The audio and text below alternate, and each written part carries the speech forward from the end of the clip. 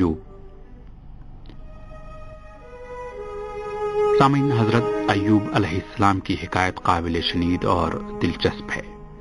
آپ وسیع زرعی اراضی کے علاوہ کثیر تعداد میں بھیڑ بکریوں کے بھی مالک تھے، اور ان جانوروں کی پرورش حضرت ایوب علیہ السلام اپنے بیٹوں اور ملازموں کی مدد سے کیا کرتے تھے، اور ہمیشہ ذکر خدا میں مشغول رہتے تھے اور مال و دولت سے غریبوں کو بھی حصہ دیتے تھے۔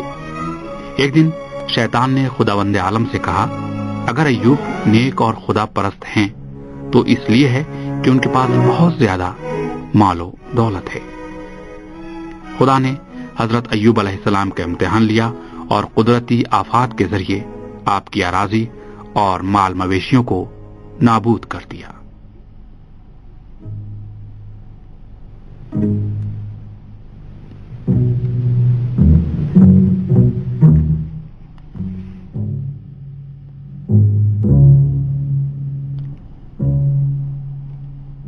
اس واقعے کے بعد شیطان ایک ہمدرد بوڑھے شخص کی صورت میں حضرت ایوب علیہ السلام کے پاس آیا اور کہنے لگا،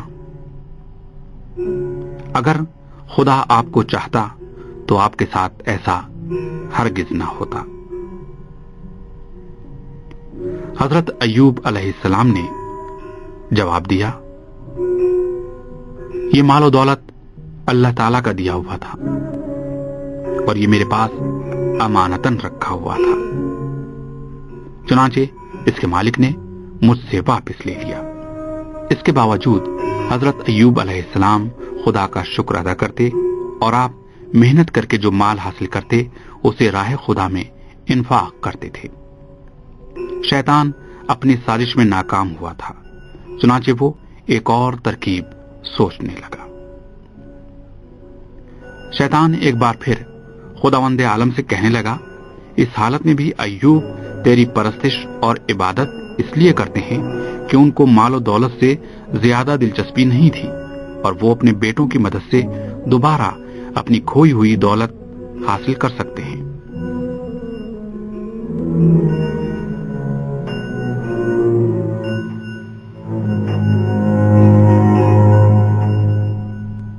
چنانچہ خداوند عالم نے ایک بار پھر اپنے نبی کا امتحان لینے کا ارادہ کیا۔ اس دفعہ ایک زلزلہ آیا اور حضرت ایوب علیہ السلام کا گھر بار تباہ و برباد ہو گیا، اور آپ کے تمام بیٹے ملبے تلے دب کر جاں بحق ہو گئے، اور اب آپ کے پاس کچھ بھی نہ رہا۔ شیطان کا خیال تھا کہ اس مرتبہ ایوب مایوس ہو کر خدا کی اطاعت و بندگی چھوڑ دیں گے، چنانچہ وہ ایک ہمدرد بوڑھے شخص کے روپ میں ایک بار پھر آپ کی خدمت میں آیا اور کہنے لگا، تم اب بھی خدا کی عبادت کر رہے ہو؟ حضرت ایوب علیہ السلام نے فرمایا، خدا نے مجھے اولاد کی نعمت سے نوازا تھا اور اسی نے ان کو مجھ سے واپس لے لیا، لہذا اس کا شکر ادا کرنا میرا فرض ہے۔ شیطان باز آنے والا نہیں تھا، چنانچہ اس نے خدا سے کہا، خدایا، ایوب سلامتی اور تندرستی سے بہرہ مند ہے، اور وہ سعی و کوشش کے ذریعے دوبارہ دولت کما سکتے ہیں اور صاحب اولاد ہو سکتے ہیں۔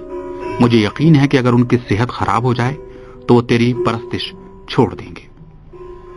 کیا ایسا ہی ہوا کہ جس طرح شیطان نے دعویٰ کیا ہے؟ جی ہاں، حضرت ایوب علیہ السلام کی صحت خراب ہے اور وہ انتہائی موذی مرض میں مبتلا ہیں۔ شہر کے باشندوں نے آپ اور آپ کی بیوی کو شہر چھوڑنے کا حکم دے دیا ہے۔ شہر میں ایوب کی وفادار بیوی محنت مزدوری کر کے کھانے پینے کی چیزیں فراہم کرتی تھی، لیکن اب دشت و صحرا میں سرگرداں ہیں اور سخت تکالیف جھیلنی پڑ رہی ہیں۔ اس مرحلے پر بھی شیطان اپنی منحوس چالوں سے باز نہیں آیا، چنانچہ وہ حضرت ایوب کو گزشتہ زمانوں کی خوشیوں اور نعمتوں کی یاد دلاتا ہے اور غربت اور افلاس اور بیماری سے اس زمانے کا موازنہ کرتا ہے، اور حضرت ایوب کی بیوی کو بہکانے میں کامیاب ہو جاتا ہے، اور وہ بھی حضرت ایوب علیہ السلام کو تنہا چھوڑ کر چلی جاتی ہے۔ شیطان دیکھتا ہے کہ اس مرحلے میں پیغمبر خدا کیا کرتا ہے، لیکن مصیبت اور آزمائش کے تمام لمحات میں بھی حضرت ایوب علیہ السلام کی توجہ صرف خدا قادر و متعال کی طرف مرکوز تھی، آپ نے بارگاہ ایزدی میں مناجات کی، پروردگارا سختیوں نے مجھے ہر طرف سے آ گھیرا ہے اور صرف تو ہی خدائے مہربان ہے۔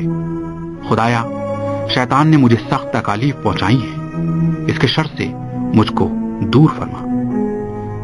خداوند عالم نے جب دیکھا کہ اس کا پیغمبر ہر قسم کی آزمائش اور امتحان سے سرخ رو ہو کر نکلا ہے تو ان کی دعا قبول کی اور فرمایا کہ ایوب اپنے پاؤں کو زمین پر رگڑو، پانی کا چشمہ پھوٹے گا، اس پانی کو پیو اور اس سے غسل کرو۔